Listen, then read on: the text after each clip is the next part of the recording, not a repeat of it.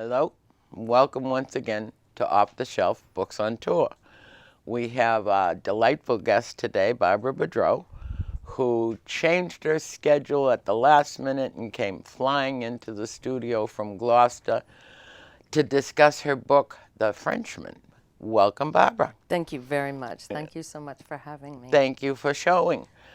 I love the book, and I don't say that easily. I read your bio, and I know your employment status, and what I love, it's your first book, and mostly a writer is told to write about what you know, and there's nothing in here of where you've been and what you've done, which I think is absolutely, of course I don't know the side trips you took after sailing in the Bahamas and living in Japan, and Yeah. you really live life to its fullest, and it comes through in your bio. But it didn't come through in the book, which I thought was fascinating. Absolutely fascinating that you take us on a tour internationally, really, nationally, and all new and different. Did you set out to do that? No, I never planned to write a book at all. Really? We were stuck with the weather in Spanish Wells in Eleuthera in the Bahamas in our little 26-foot sailboat. And we were planning on making a crossing about 50 miles. And the wind had been howling and the sea was very high. And my husband really enjoys that kind of sailing. Husbands are like that. Yeah, they so are. much. And I'm sleeping there, you know, trying to get some sleep, listening to the wind just howling outside. It was blowing about 30, 35. And I would imagine your bunk was rocking a bit. Well, we were in a pretty good little anchorage, okay. right? But I could hear the wind, you know, howling. And so that morning we got up at 0:00 in the morning, you know, and I begged him, I said, let's not go. Please don't make me go. You know, and he said, well, I just want to take a peek. So we started out the mouth of the anchorage and beating into the sea. And I just knew there were going to be huge rollers out there, you know, 10, 15-foot waves. And I was sort of preparing myself. And this transport boat that carries mail and fuel and all kinds of stuff around the Bahamas came by the entrance to the anchorage, and we radioed him. And we said, you know, where did you come from? He said, I came from the Abacos. And my husband said, well, that's where we were headed today. He said, what do you think? And he said, you know, Captain, I would pick another day.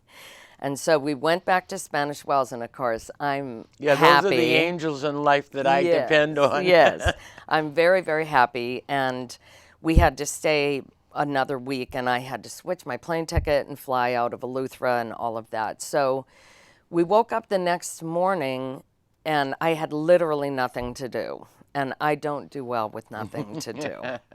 So everything in the boat was stowed, everything was cleaned, everything was done. And I had just had a dream of the first scene of the book. And it was based partly on my favorite actor, Jean LaChance. He's a French actor. He's actually Spanish, but has been living in France most of his life, and I've seen almost all of his movies, and he was in this scene, so he was the inspiration for the Frenchman himself. And so I thought, oh, that'd be kind of fun, you know, that's what I'll do. So I opened the laptop and I started writing it with no intention of anything at all.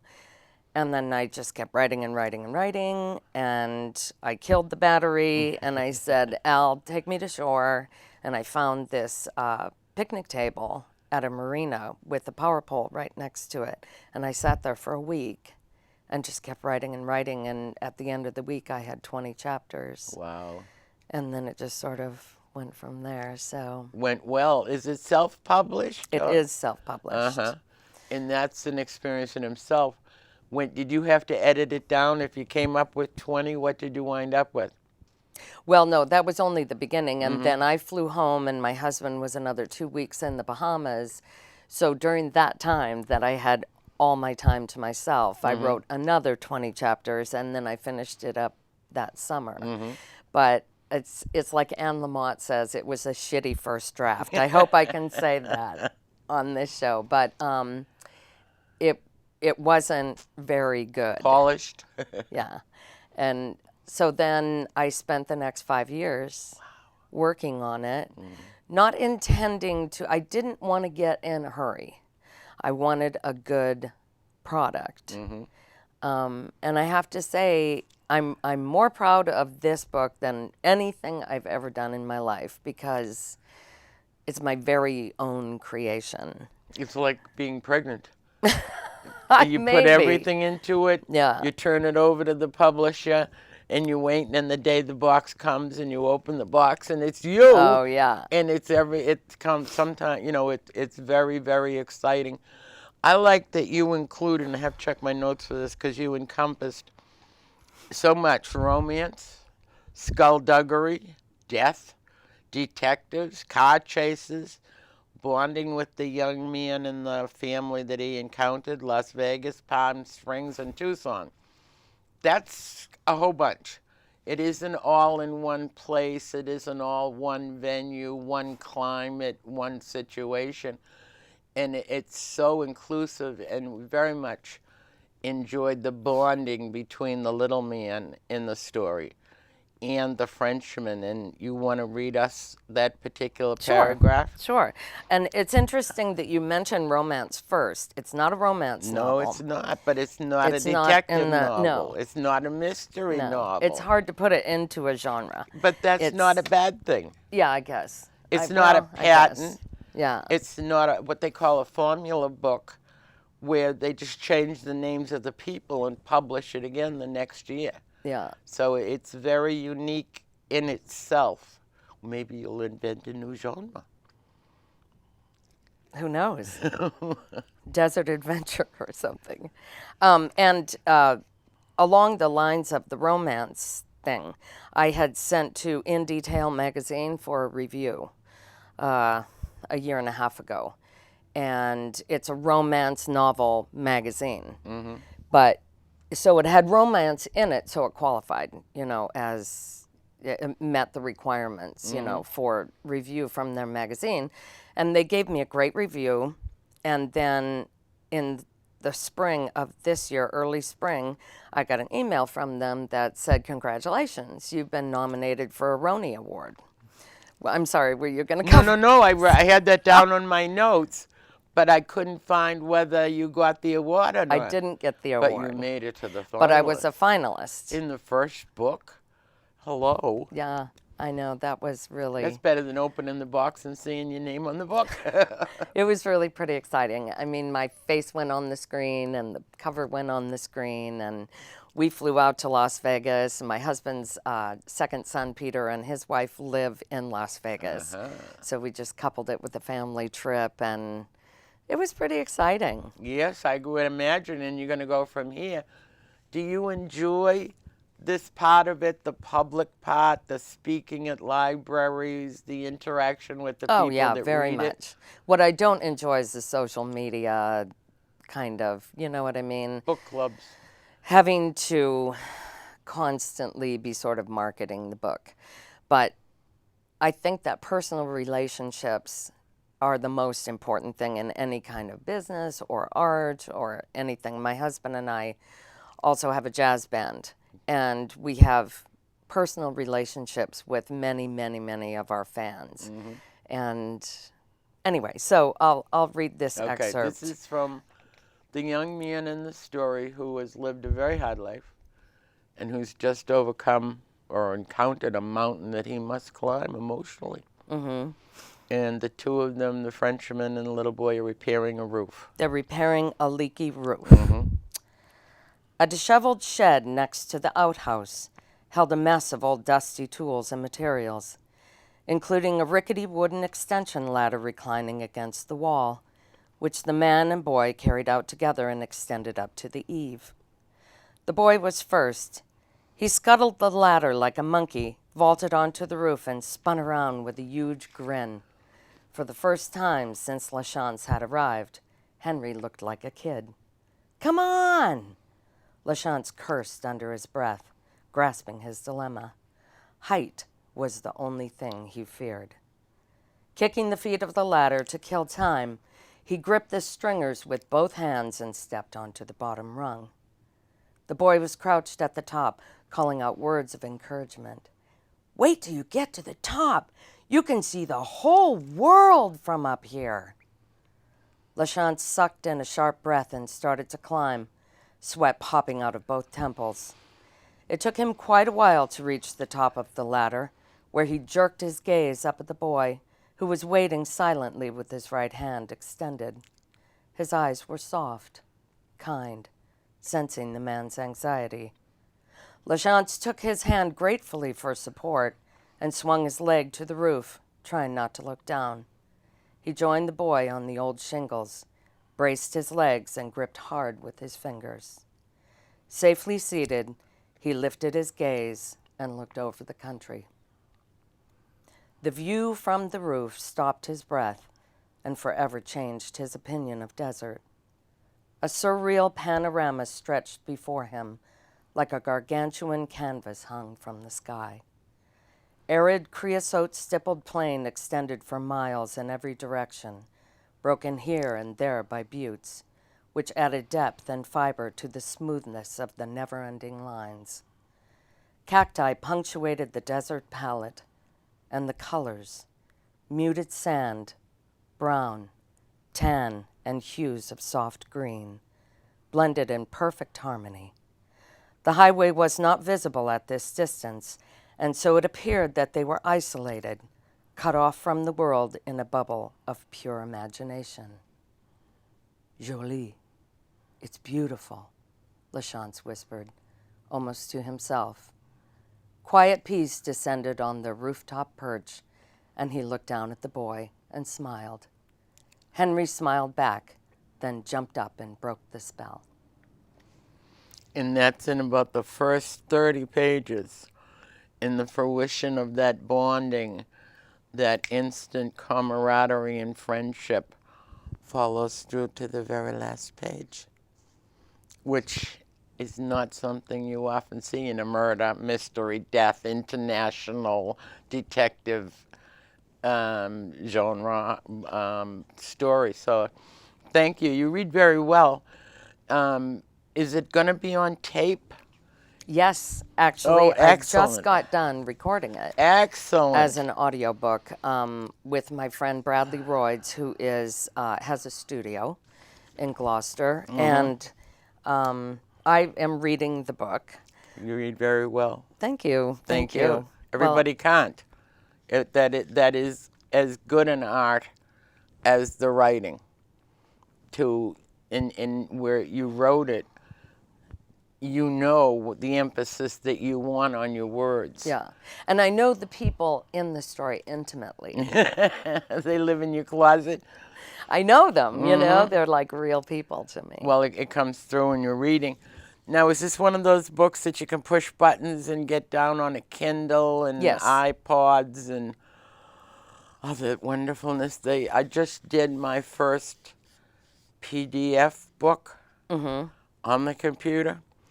I think I had to call here 4 times to keep on getting it up on the computer. And I'm old enough that it doesn't work for me. Bob gave me a Kindle for Christmas, and everybody was so happy that I got it, they sent me 7 books. So I read 7 books in one night and didn't retain anything. Wow. So I am the tactical person. I Yeah, need the yeah. page. But so many in our population are handicapped, limited in some way or another. I have a daughter who drives from Maine to home, and she reads a book coming and going. I listen to audiobooks all the time. I think it's fantastic that it's been made. Who's your favorite character in the story? Well, I love Henry, the boy. But the Frenchman actually is my favorite character. He's very unique. I love the way that he found her Yeah, in Tucson. yeah. Tucson, yeah. And how she found out where he had gone in the end. I thought that was very well done, very unique. Oh, thank you.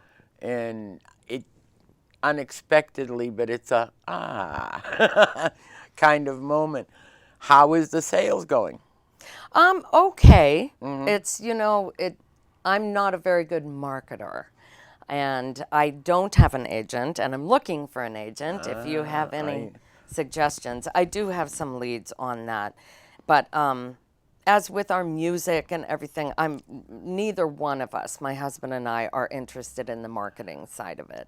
So we do need help with that. I'd much rather be writing or doing things like this. You and every other writer I've ever. Yes. There's only very few that are very comfortable with the marketing, and With that. sometimes when you spend years working on the book, and then the shock of going through the process of having an editor throw out half of your pages, Yeah, yeah. and then you finally get the book and the cover and everything, and you go, and then they want a Yeah, 10-city and tour. that's when the work actually Yeah. starts. So I did the launch of this book on October 6th in 2013 at the Rocky Neck Cultural Center in Gloucester. And it's fortuitous that we have an audience with our jazz band, and I'll do a little plug for the jazz Please band. do, but that holistically, Yeah. there's no music mentioned in the book. No. But your life experiences prepared you to live in the pages of the book. Yeah. They're people. They're not rock stars. They're not politicians, thank God. They're not, they're just regular people, and the reader can identify with those situations. The description of the kitchen that she lived in, a little boy chasing gophers, and how appropriately she made them, all excited that it was a great meal. Yeah. I'd have started my diet that day, but that's what people do. You work with what you got. You give it your best shot. You do the best you can, and you just keep on going. Yeah. There's no real connection between me and Lilly, the No. woman. I admire her resourcefulness. And that's about as far as it goes, because her personality is part and parcel very, very different than mine. She's just a person out there, and she's also the only character in the book for which I do not have a face. I can't picture her. I know that she has black curly hair because I wrote it into the manuscript. But but I like the relationship between all of them. It's not just him and the woman. No. And that human need, as I get older, I realize that this is the most important thing in life, to have someone who loves you and someone you love, no matter what happens. It's really the most important thing in life. It doesn't matter what it is that you do, how much money you make, or whatever. And respect is the bond between the two. He didn't come on like a city slicker. He didn't put her off because she appeared to be so much less of an individual than he did at first meeting. They respected one another for the situation where they both found one another in life, and they literally built on that and reinfused each other's personal persona. There is a sequel. Oh, good for you. There is a sequel that I wrote 2 years ago, this coming November, as part of the National Novel Writers Month Challenge. Have you ever heard of it, the NaNoWriMo Challenge? Anyway, the challenge is to write a 50,000-word novel in 30 days. So, and that was fun, because you kind of give pressure. yourself, the rule. And I wasn't working at the time. I had back surgery and all of that, and wasn't working at the time. So I split it all down to it's only 1,600 words a day. I can do 1,600 words a day. So the sequel is the same cast, 2 years after. Excellent. What's its name?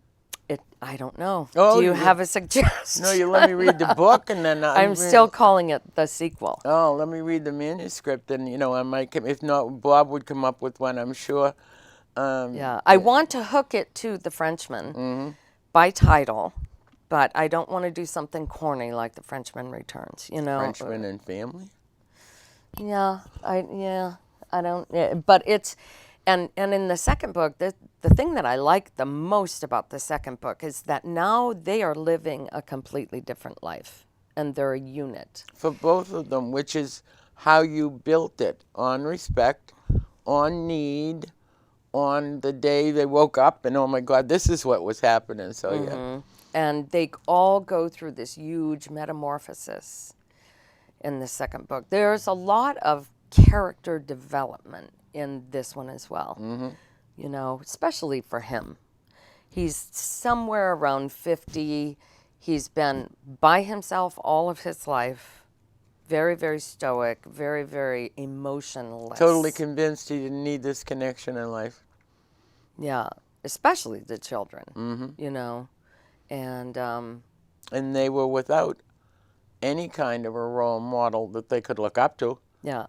Anybody that they could respect, that they could depend upon. So it's a very nice mutual. He couldn't have gotten there without her. She couldn't have gotten there without him. And the children came along as an integral part of the ride.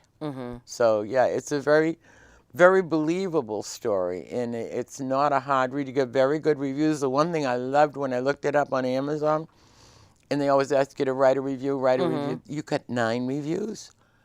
Most books don't. 1 or 2. So people are reading it, and they are enjoying it. For the most part, they say, I can't put it down. It is like that. That's not It a is bad like thing. that, That's yeah. why I have a lot of people will say, do you ever get a book that after 5 pages you just can't? And I say, yeah. And in this situation, I have to keep on going. And that's not a bad thing, because a lot of books that I review, I wouldn't pick up to read. So having to read them, to have to review them, enhances my education. And I learn things that I wouldn't have known because I never would have picked up that book. I would not have said, oh, I think I'd like to read this one. So it's good for me that it broadens my horizons. Somebody look at, who did you cover? Did you have any? Alan Penn. I want to give a plug Yeah. to Alan Penn. He is has a publishing company, Holland Publishing, in the where is it that we're going today? To the doctor, the Cummings Center Okay. in Beverly. And they do cookbooks and things like that. Very, very bright guy. And he is also a professional photographer, sort of in his past life. Still does photography and everything. So I was querying agents, and it's very hard to break in to this market, incredibly difficult. So I was querying agents, and rejection, which I was expecting. And then finally I went, wait, what am I doing? I know a publisher. So, and Alan is a personal friend. And so I called him, and he said, I'll help you publish it. You should just self-publish it. Just self-publish it. So he put me in touch with Jen Saffery, the editor, and Becky Thomas, literary agent, I guess actually her title is. And they helped me with the formatting of the files and all of that, you know, stuff that I didn't understand, and the editor. And then Ellen said, I will do the cover for you. This is like an amalgamation of 5 different photographs. And I think he captured it beautifully. Not only is it's a pretty cover, and it's very eye-catching when you see it on a bookshelf with a bunch of other books, or like on the Amazon page, your eye goes right to it. So it was brilliant in the design. And then he got the Frenchman and Henry and the rifle and the house and the Joshua trees, which gives it the site-specific, you know, and the desert. So he really, really captured it. And this was the very first pass. He just said, what are you thinking? And I said, well, you know, I want kind of this scene with the man and the boy. And that's what he came up with. And I think it's brilliant. Excellent. So it's been, on the whole, a great adventure. Oh, yeah. It's I want to keep doing this. You know, this is what I want to be when I grow up. Peter Pan speaks well. That's good. You will bring it to us, and we will gladly premiere it here when it's ready to go. The sequel. Yes. Yeah. Yes. and we wish you luck with this one. Thank you very much, and thank you for having me. For anybody who likes something different, but very, very well done. And it has a wide appeal.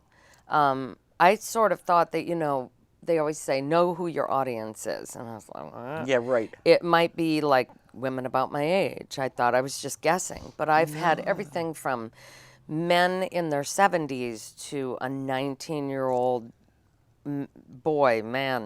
young man read it.